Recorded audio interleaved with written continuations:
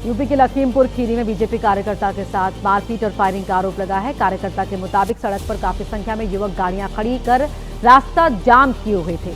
जब उन्होंने युवकों को समझाने की कोशिश की तो उनके साथ मारपीट की गई।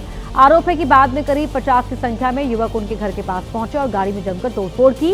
युवकों पर कई राउंड फायरिंग का भी आरोप लगा है। फायरिंग में किसी तरह से उनकी जान बची है। बाद में पुलिस मौके पर पहुंची और आरोपियों की तलाश की जा रही है।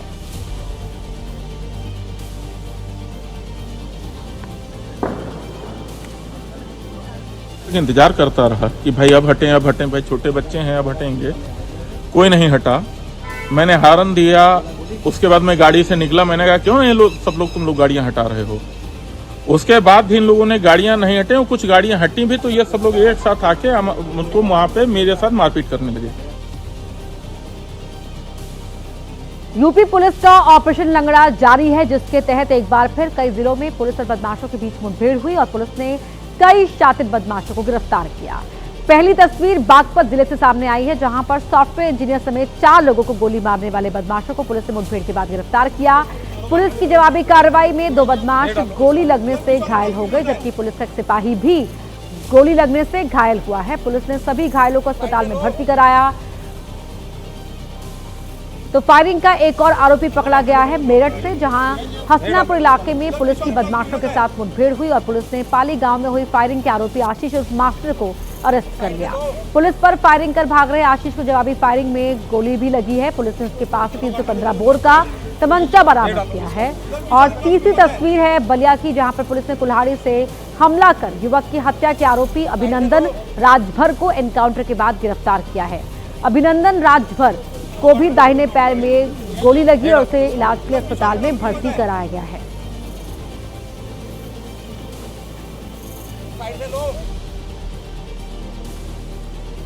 यूपी के अमरोहा में उस वक्त हड़कंप मच गया जब तेज रफ्तार बाइक में अचानक से आग लग गई। आग इतनी तेजी से फैली कि बाइक पर सवार दोनों युवकों को कूदकर अपनी जान बचानी पड़ी। जैसे ही आग लगी पूरी बाइक जल उठी। बाइक सवार ने मिट्टी और पानी डालकर आग बुझाने की कोशिश की, लेकिन आग इतनी भयानक थी कि पूरी बाइक जलकर राख हो गई। ये शॉर्ट सर्किट की वजह से आग लगी और पेट्रोल की वजह से और ज्यादा भड़क गई। हालांकि गनीमत रही कि दोनों ही बाइक सवारों की जान बच गई। हादसा अमरोहा के रामलीला गेट के पास हुआ। जिसने भी जलती हुई बाइक को देखा दहशत से भर गया।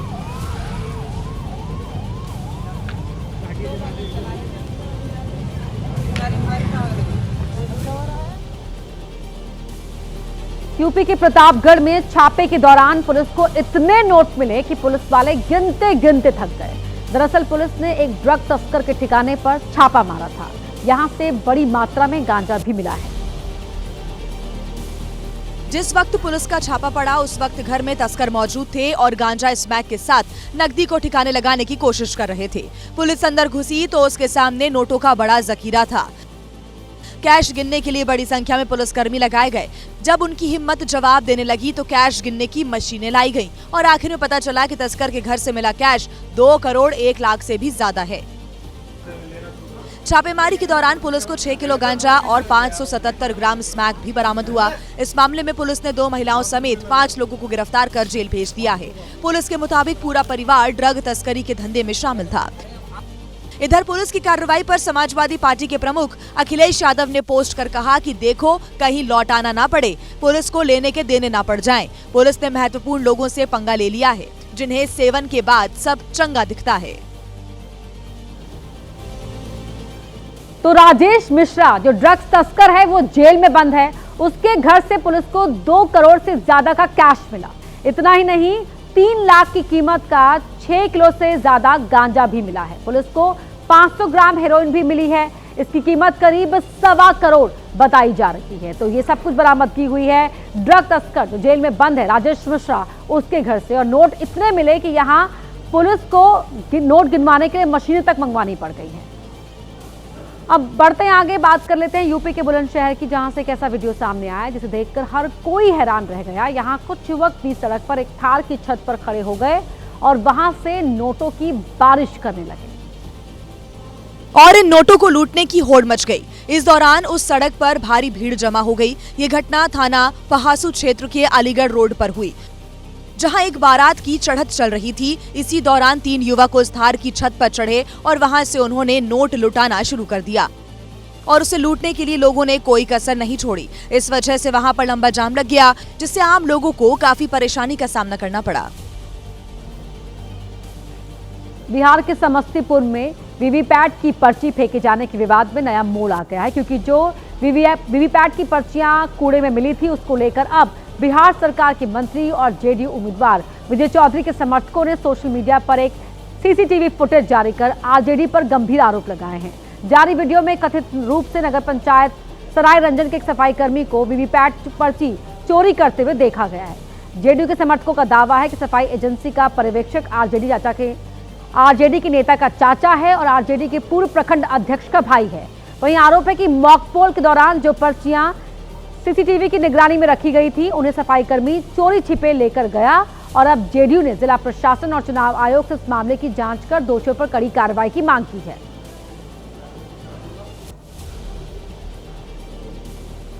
बिहार के गोपालगंज में उस वक्त हालात बेकाबू हो गए जब कुछ उपद्रवियों ने पुलिस की गाड़ी को फूंक दिया। भीड़ को काबू करने के लिए पुलिस को आंसू गैस के गोले छोड़ने पड़े। एक अफवाह के बाद गुस्साई भीड़ ने पुलिस की गाड़ी को आग के हवाले कर दिया। तस्वीरों में देख सकते हैं कि पुलिस की गाड़ी धू-धू कर जल रही है। आग ने पूरी गाड़ी को अपनी चपेट में ले लिया है। कुछ ही देर में पुलिस की जीप आग का गोला बन गई। आगजनी के बाद पूरे इलाके में अफरा तफरी मच गई। गुस्साई भीड़ को काबू करने के लिए पुलिस को आंसू गैस के गोले छोड़ने पड़े।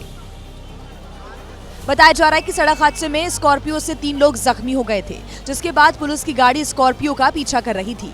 लेकिन इसी दौरान किसी ने अफवाह उड़ा दी कि पुलिस की गाड़ी से 3 लोगों की मौत हो गई है और इसके बाद लोग उग्र हो गए और पुलिस की गाड़ी को आग के हवाले कर दिया। वहाँ पर इस तरह का एक रूमर फैला दिया गया कि उनमें से कुछ लोगों की डेथ हो गई है। उसी को लेकर के लोग आक्रोशित हो गए और गाड़ी को घेरकर और आग के हवाले कर दिया। जबकि तीनों घायलों का अस्पताल में इलाज चल रहा है। वीडियो के आधार पर पुलिस आगजनी करने वालों की पहचान करने में जुटी है। मौके से कुछ लोगों को पुलिस ने हिरासत में भी लिया है। हिमाचल प्रदेश के सोलन में सड़क हादसे की दिल दहलाने देने वाली तस्वीरें सामने आई हैं, जहां पर एक स्कूटी सवार की कार से जोरदार टक्कर हो गई, जिससे स्कूटी चालक को गंभीर चोट आई है। इसका फुटेज भी सामने आया है। जैसे ही कार ने हाईवे पर यू टर्न लिया, पीछे से तेज रफ्तार से आ रही स्कूटी कार में जा भिड़ी। टक्कर इतनी जोरदार थी कि स्कूटी सवार मौके पर ही गिर गया। हादसे में स्कूटी सवार को गंभीर चोटें आई हैं, जिसके बाद उसे पास के अस्पताल में भर्ती कराया गया। घटना वहां पर लगे सीसीटीवी कैमरे में कैद हो गई, जिसका वीडियो भी सोशल मीडिया पर वायरल हो रहा है। तस्वीरें कालका शिमला नेशनल हाईवे 5 की हैं। वीडियो में देख सकते हैं कि एक सफेद रंग की कार पहले पीछे होती है और जैसे ही कार चालक यू टर्न लेने की कोशिश करता है, तभी स्कूटी की कार से जोरदार टक्कर हो जाती है। गनीमत रही कि स्कूटी के पीछे आ रही दूसरी कार ने अचानक ब्रेक लगा दिया, नहीं तो हादसा और बड़ा हो सकता था। यूपी के गोरखपुर में उस वक्त भयंकर बवाल खड़ा हो गया जब बाइक की टक्कर से एक महिला की मौत हो गई। गुस्साई भीड़ ने आरोपी को पकड़कर जमकर मारपीट की, जिसका वीडियो सोशल मीडिया पर तेजी से वायरल हो रहा है। तस्वीरें पुलिस चौकी मेडिकल कॉलेज की हैं, जहां पर कुछ लोगों ने एक युवक को घेर रखा है और उसके साथ मारपीट कर रही हैं। मौके पर मौजूद पुलिसकर्मी उसे बचाने की कोशिश कर रहा है, लेकिन महिला की मौत से गुस्साए परिजन भड़के हुए हैं और उसकी पिटाई कर रही हैं। किसी तरह से पुलिसकर्मी ने बीच बचाव कर युवक को भीड़ से बाहर निकाला और चौकी के अंदर ले गए, लेकिन परिजन फिर भी नहीं माने और चौकी के अंदर ही युवक को पीटने लगे। बताया जा रहा है कि पिपराइच इलाके में रेलवे क्रॉसिंग के पास एक महिला खड़ी थी, तभी युवक की बाइक से महिला को टक्कर लग गई। महिला घायल हुई तो बाइक चालक खुद ही उसे इलाज के लिए बीआरडी मेडिकल कॉलेज लेकर आया, लेकिन इलाज के दौरान महिला की मौत हो गई। मौत की खबर लगते ही परिजनों ने बाइक चालक को पकड़ लिया और उसकी पिटाई शुरू कर दी। बीच बचाव में चौकी में तैनात पुलिसकर्मी को भी चोटें आई हैं। वीडियो के आधार पर पुलिस ने कुछ लोगों को हिरासत में लिया है। भोपाल में एक तेज रफ्तार कार ने ट्रैफिक सिग्नल पर खड़े कई वाहनों को टक्कर मार दी। घटना दानिश नगर चौराहे की बताई जा रही है। टक्कर मारने के बाद आरोपी गाड़ी लेकर फरार हो गया। होशंगाबाद रोड के ट्रैफिक सिग्नल पर खड़े लोगों को ग्रीन लाइट होने का इंतजार था, तभी पीछे से आ रही तेज रफ्तार बोलेरो ने लोगों को जोरदार टक्कर मार दी, जिसके बाद मौके पर अफरा तफरी मच गई। सड़क पर लोग दर्द से करहा रहे थे।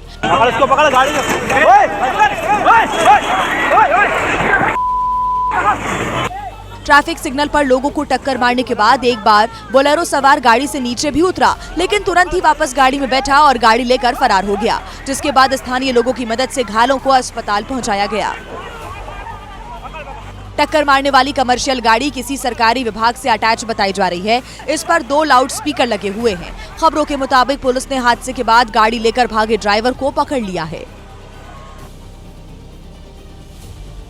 महाराष्ट्र के जलगांव में 2 गुटों में जमकर पथराव हुआ है। इस वक्त की बड़ी खबर का रुख कर रहे हैं। क्रिकेट खेलने में विवाद और उसके बाद मारपीट और पथराव की खबर है। पुलिस की कार्रवाई के बाद हालात यहां फिलहाल सुधार उनमें नजर आ रहा है। पुलिस छावनी में तब्दील हो गया पूरा इलाका। देखना होगा संभाल के। ये 3 तस्वीरें आपकी टीवी स्क्रीन पर हैं। 2 पक्षों में पथराव हुआ है। महाराष्ट्र के जलगांव की तस्वीरें हैं। क्रिकेट खेलने को लेकर पहले विवाद हुआ, उसके बाद मारपीट और पथराव हुआ। तो महाराष्ट्र के जलगांव में क्रिकेट खेलने को लेकर 2 पक्षों के बीच जमकर विवाद हुआ, जिसने देखते ही देखते बवाल की शक्ल अख्तियार कर ली और इसके बाद मामला पथराव और मारपीट पर पहुंच गया, जिसकी वजह से पूरे इलाके में अफरा तफरी मच गई। वहीं बवाल बढ़ा तो पुलिस को इसकी जानकारी दी गई, जिसके बाद मौके पर पहुंची पुलिस ने बलपूर्वक यहां पर स्थिति को नियंत्रित किया। बड़ी खबर का रुख कर रहे हैं। एमसीडी उपचुनाव को लेकर बीजेपी की बड़ी बैठक, सूत्रों के हवाले से जानकारी मिल रही है। शाम 4 बजे दिल्ली के बीजेपी दफ्तर में ये बैठक होनी है। बैठक में सीएम रेखा गुप्ता, वीरेंद्र सचदेवा मौजूद रहेंगे। दिल्ली सरकार मंत्री भी बैठक में मौजूद रह सकते हैं।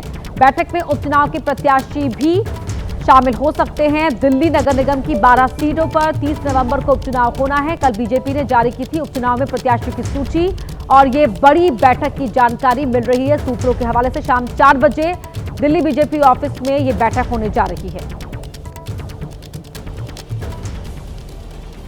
बड़ी खबर का रुख कर रहे हैं। फरीदाबाद के मेडिकल कॉलेज से बड़ी बरामदगी हुई है। 2 AK-47 राइफल और 350 किलो विस्फोटक मिला है।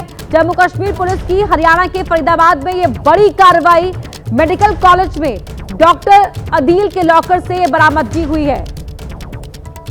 हमारे सहयोगी आसिफ हमारे साथ फोन लाइन पर जुड़ रहे हैं। आसिफ, और क्या कुछ इनपुट है? अपर्णा, देखिए, ये मामला जो है एक पोस्टर की जांच के बाद शुरू हुआ था। जम्मू कश्मीर पुलिस ने श्रीनगर में पोस्टर लगाने के आरोप में डॉक्टर आदिल नाम के डॉक्टर को सहारनपुर से गिरफ्तार किया था।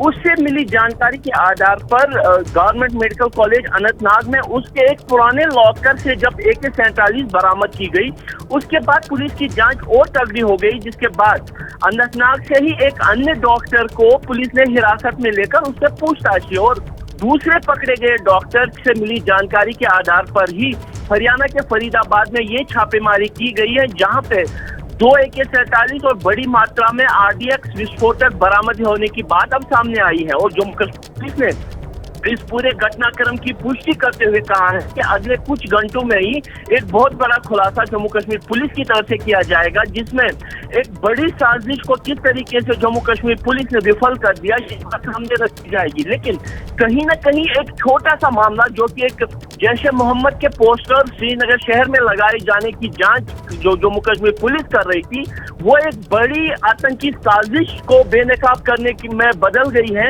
इस बात के ये बात जम्मू कश्मीर पुलिस के अफसरों की तरफ से भी बताई जा रही है और आने वाले कुछ घंटों में एक बहुत बड़ा खुलासा जम्मू कश्मीर पुलिस कर सकती है इन रिकवरीज के बारे में।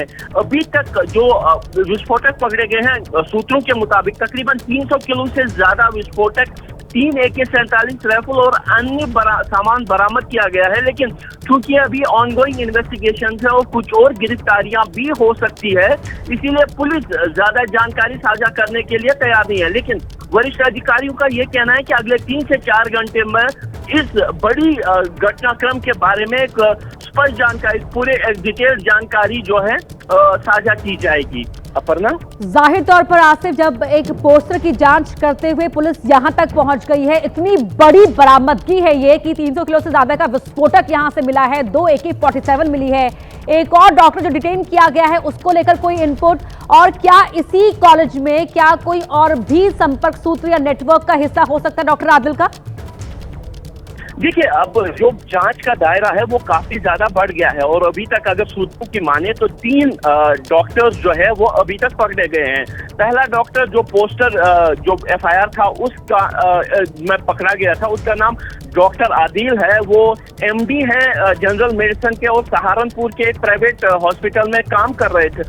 उसके बाद अनंतनाग से पुलवामा के रहने वाले एक और डॉक्टर को गिरफ्तार किया गया जो गवर्नमेंट मेडिकल कॉलेज अनंतनाग में काम कर रहा था एज ए रेजिडेंट, और उससे मिली जानकारी के आधार पर अब फरीदाबाद में एक और डॉक्टर को हिरासत में लिया है। उसके जो डेरा, उसका जो फ्लैट है वहां से 2 AK-47 और विस्फोटक जो है बरामदगी की भी बात सामने आ रही है। यानी कहीं ना कहीं तार जो है वो जुड़ते हुए दिख रहे हैं और जम्मू कश्मीर पुलिस का साफ कहना है कि आने वाले दिनों में, घंटों में बहुत और गिरफ्तारियां हो सकती है। इसको भी नकारा नहीं जा सकता। मैं बता दूं अपर्णा कि पिछले 3 दिनों से लगातार जम्मू कश्मीर के सभी जिलों में जो सुरक्षा बलों का ऑपरेशन है वो उन लोगों पर निगाह कसने के लिए है जो पीछे इसमें जुड़े रहे या फिर सरेंडर मिलिटेंट हैं या फिर अभी भी पाकिस्तान में रहकर यहाँ पे जो है मिलिटेंसी को बढ़ावा दे रहे हैं। तकरीबन 500 जगहों पर अभी तक छापेमारी हुई है। तकरीबन 30 से ज्यादा लोगों को गिरफ्तार और हिरासत में लिया गया है और उनसे गहन जांच की जा रही है। और कहीं ना कहीं अब जो ये एक बड़ा घटनाक्रम सामने आया है कि एक डॉक्टर की जोड़ी से इतनी भारी मात्रा में हथियार और गोला बारूद बरामद हुआ है, एक बड़ी साजिश की तरफ इशारा कर रहा है। बिल्कुल आसिफ, एक चीज आपसे जानना चाहेंगे, हम स्पष्ट रूप से जानना चाहेंगे दर्शकों के लिए कि जो बरामदगी हुई है वो लॉकर क्या डॉक्टर आदिल का था या किसी और डॉक्टर का, जो तीसरा डॉक्टर बताया जा रहा है पकड़ा गया है, उस तीसरे डॉक्टर का लॉकर था? जो अभी तक जानकारी साझा की गई है उसमें वो डॉक्टर आदिल का ही पुराना लॉकर था, क्योंकि गिरफ्तारी से पहले थे वो गवर्नमेंट मेडिकल कॉलेज अनंतनाग में ही रेजिडेंट के तौर पर काम कर रहे थे और ये लॉकर उनको तभी मिला था। लेकिन वहां से नौकरी छोड़ने के बाद वो सहारनपुर चले गए जहां पे डॉक्टर आदिल की शादी भी हुई थी और सहारनपुर के ही एक प्राइवेट अस्पताल में वो काम कर रहे थे जहां से उनकी गिरफ्तारी हुई थी। और गिरफ्तारी के बाद जब वापस उनको जम्मू कश्मीर पुलिस श्रीनगर लेके आई, यहाँ पे उनसे मिली जानकारी के आधार पर गवर्नमेंट मेडिकल कॉलेज अनंतनाग के लॉकर को खंगाला गया और वहां से AK-47 की बरामदगी की गई थी, जिसकी जांच को भी आगे बढ़ाते हुए एक अन्य डॉक्टर को भी पुलिस ने गिरफ्तार किया था और अब एक और डॉक्टर को फरीदाबाद से गिरफ्तार किया गया और उसके फ्लैट से भारी मात्रा में हथियार और गोला बारूद मिला है। यानी कहीं ना कहीं जो तार है वो जुड़ते हुए दिख रहे हैं एक बड़ी साजिश की तरह। अपर्णा जी, और क्या जम्मू कश्मीर पुलिस कोई प्रेस कॉन्फ्रेंस करेगी इस बड़े खुलासे को लेकर? कब तक हो सकती है वो प्रेस कॉन्फ्रेंस या खुलासा? देखिए प्रेस कॉन्फ्रेंस के बारे में ज्यादा जानकारी नहीं है, लेकिन मेरी बात वरिष्ठ पुलिस अधिकारियों से हुई है। उन्होंने कहा कि अगले 3 से 4 घंटों में वो इस बाबत सारी जानकारी जो है मीडिया के साथ साझा करेंगे और क्योंकि ये अभी ऑनगोइंग इन्वेस्टिगेशन है इसलिए वो कोई भी जोखिम नहीं उठाते हुए जो है इस बाबत जानकारी साझा करने के लिए जो तथ्य है उनको जोड़ रहे हैं और अगले 3 से 4 घंटे में मीडिया के सामने इस घटनाक्रम के बारे में पूरी जानकारी रखी जाएगी और सारी डिटेल साझा की जाएगी। क्या मेडिकल कॉलेज का दूसरा स्टाफ भी अभी इस इन्वेस्टिगेशन का हिस्सा है? क्या उनसे भी पूछताछ की जा रही है, बाकी लोगों से भी? देखिए पुलिस की जांच का दायरा जो है वो अब काफी बढ़ चुका है। ना सिर्फ मेडिकल कॉलेज के साथ जुड़े हुए जो अधिकारी है, कर्मचारी हैं, उनसे भी पूछताछ हो रही है, लेकिन अब इस पूरी साजिश के तार हैं पूरे दक्षिण कश्मीर में खंगाले जा रहे हैं। अब उन सभी लोगों से भी पूछताछ की जा रही है जो डॉक्टर आदिल हो या दूसरे जो पकड़े गए डॉक्टर्स हैं उनके साथ जुड़े हुए हैं। उनके कॉल डिटेल्स खंगाले जा रहे हैं, उनके इलेक्ट्रॉनिक डिवाइसेस को खंगाला जा रहा है और जो दायरा है वो काफी ज्यादा बढ़ता हुआ दिख रहा है। यानी कोई भी जो व्यक्ति है इस संदेश से बाहर नहीं है कि उनके कोई कनेक्शन। बिल्कुल, और पूरी जानकारी के लिए इंतजार करना होगा जम्मू कश्मीर पुलिस की ओर से मिलने वाली जानकारी का। बहुत धन्यवाद, नजर रखिएगा आप आसिफ, आगे भी अपडेट ले रुक करेंगे आपका।